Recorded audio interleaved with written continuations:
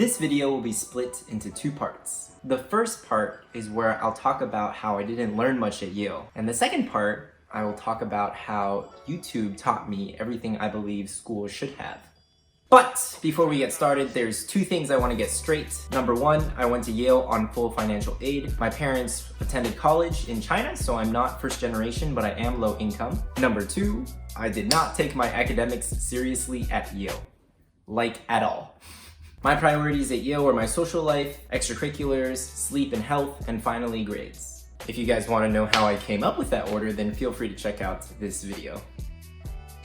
I know this is going to sound super duper pretentious, but I didn't find the classes at Yale to be very challenging. And I felt that most of what I learned inside the Yale classrooms, I could have learned just by reading textbooks at a normal public library. Again, there's two reasons for this. The first reason is because I attended Phillips Exeter Academy, also on full financial aid. Exeter is an elite prep boarding school in New Hampshire, and we had class from 8 a.m. to 6 p.m. with some breaks, of course. But at night, we had clubs, and then we'd go home and toil on our homework for a few more hours. I would say that that environment was much more academically rigorous than Yale, and they did a really great job of preparing me for university. I also discovered that there was a huge gap in standards between Exeter and Yale. Literally, papers and assignments that I thought would be B papers at Exeter were A's at Yale during my freshman year. That was a big shocker, for sure. Second reason why I think that pretty much everything I learned at Yale, I could have learned by reading textbooks in a library is because, well, that's pretty much what my homework consisted of for the first 2 years. Like, the lecture classes consisted of 2-hour lectures, and then it was like,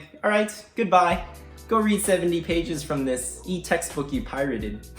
I also found that this wasn't just for lectures. I took this history seminar too, and although we had discussion for 4 hours each week, the reading load was so heavy that we wouldn't even be able to discuss in depth the material that we had read for homework. That really irked me. It was like, why are we reading 100+ pages a week if we're only going to discuss a few chapters? It just didn't really make a lot of sense to me. At Exeter, every time that we had a reading assignment, we would dig into the quotes, perform close readings, try to interpret specific sentences, search for motifs that occurred throughout the text, and I just never found that level of rigor or attention to detail at Yale. It was a lot more of, I wouldn't even call it discussion, but it was a lot more like the teacher would say something, students would respond, it would ping pong back and forth to the teacher, students would reply again, and it wasn't really kind of like at Exeter where teachers would take more of a supporting role, and sometimes during class they might speak for just 5 or 10 minutes. Whereas at Yale, they would definitely talk for at least half the time. The other thing is that because the reading load was so heavy,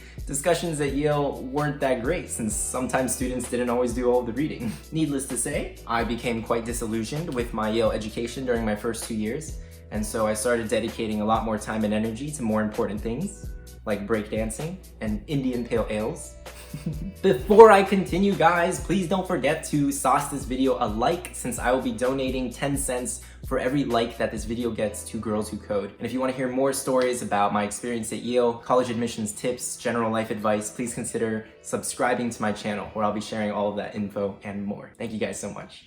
Let's talk about YouTube. 10 years ago, YouTube was a different animal. I mean, back in those days, when I said the word YouTube, you probably thought PewDiePie, Jenna Marbles, Ray William Johnson and Equals3, Nigga Higga, Vine compilations. Sometime around my junior year, I started seeing YouTube differently, and I was just getting really into personal development. And so I started taking a look at all this time I was wasting on YouTube and realized that, wow, these videos sometimes make me feel like I'm losing brain cells. So I reversed the question. What if watching YouTube could actually make me smarter? I started with TED Talks. Absolutely love those. My personal favorite TED Talk is the one by Simon Sinek, Start With Why, The Golden Circle. I think that's the most viewed TED Talk of all time, actually. And I just remember watching it for the first time. I literally felt like my IQ was surging as this man spoke to me.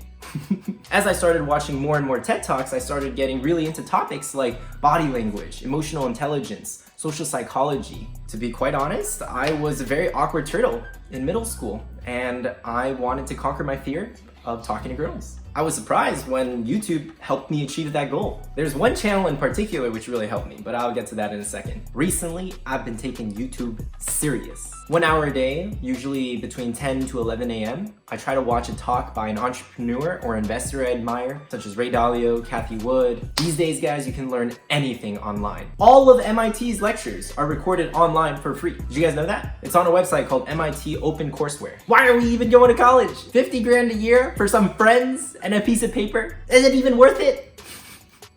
Anyways, I'm getting off topic. Here are some YouTube channels that I really like.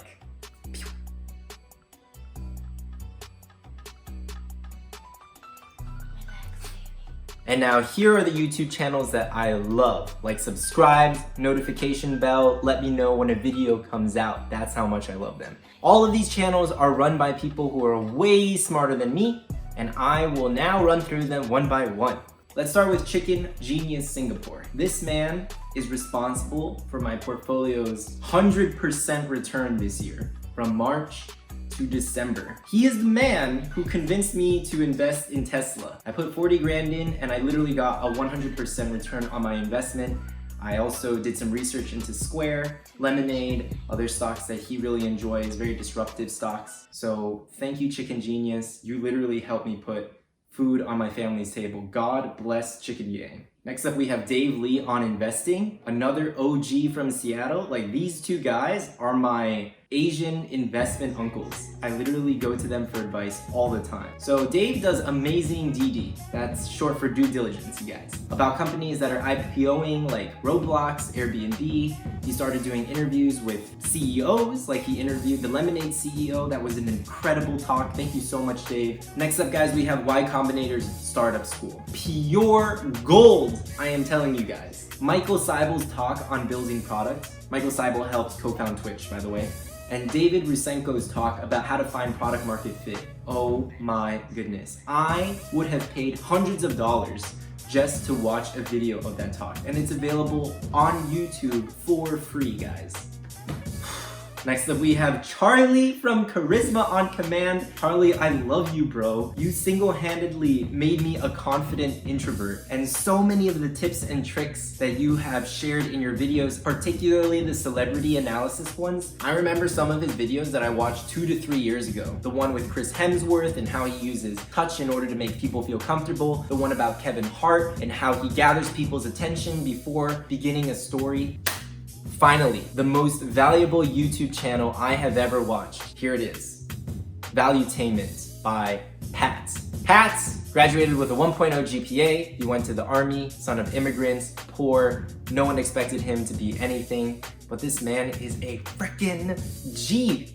This is the channel to watch for entrepreneurs. He just gives so much free advice about how to run businesses, principles of money. I'm telling you, there's a few videos that he made which I watch every single month. The one about millionaire habits and mindsets, I literally watch it every single month. Notice that all these channels pretty much revolve around two things, communication and finance. The reason being, I am obsessed with these topics. Obsessed, guys. I literally stay up at night until 2 a.m. watching these kinds of videos while my mom is hollering at me to go to bed. And interestingly enough, these are two skills that I feel like colleges today don't really teach. Why are there no courses on storytelling or speech writing or personal finance? It just doesn't really exist. I think the closest thing I've found to a really great communications course is probably theater. Again, I would like to reiterate that my experience at Yale was a very atypical one. Most Yale students don't come from prep boarding schools. They find the academics quite hard, and I think the opinion that you can learn more from YouTube than you can from Yale University is probably an unpopular one that many Yale students would disagree with. This is merely my own personal opinion, so please, please, please take this with a grain of salt. Like I said previously, I definitely could have applied myself there more academically, and had I done so, perhaps I wouldn't be making this video.